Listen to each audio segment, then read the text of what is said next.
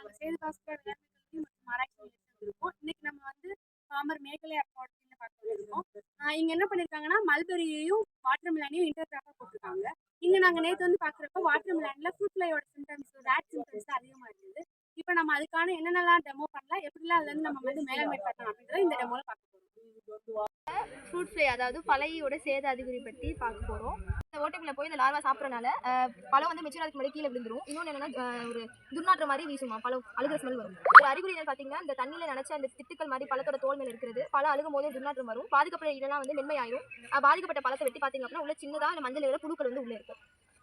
நம்ம இப்போ என்ன பார்க்க போகிறோம்னா கருவாட்டு பொரி எதுக்கு பயன்படுத்துகிறோம்னா தர்பூசணியில் வரக்கூடிய ஈயை கட்டுப்படுத்துறதுக்கு எப்படி பயன்படுத்தலான்னு பார்க்கலாம். அதுக்கு தேவையான பொருட்கள் பிளாஸ்டிக் பாட்டில், கருவாடு, வெல்லம், தண்ணீர், கயிறு இல்லைன்னா குச்சி. அது எப்படி பண்ணலான்னு இப்போ பார்க்கலாம். எப்படி செய்யலான்னு பார்க்கலாம். ஃபர்ஸ்ட் இந்த கருவாட்டு பொரி செய்யறதுக்கு நம்ம பாட்டில் எடுத்துக்கணும். இந்த பாட்டிலில் டாப்பில் மேலே வந்து அந்த ஈகள்லாம் உள்ளே போகிறதுக்கான ஓட்டைகளை போட்டுக்கணும். இதுக்கப்புறம் இதில் தண்ணி பிடிச்சிக்கலாம்.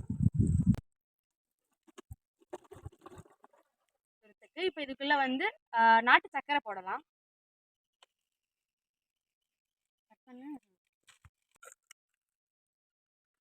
இப்போ இதில் நாட்டு சர்க்கரை போட்டாச்சு. இப்போ இதில் வந்து கருவாடு பொரி தேவையான கருவாடை போட்டுக்கலாம்.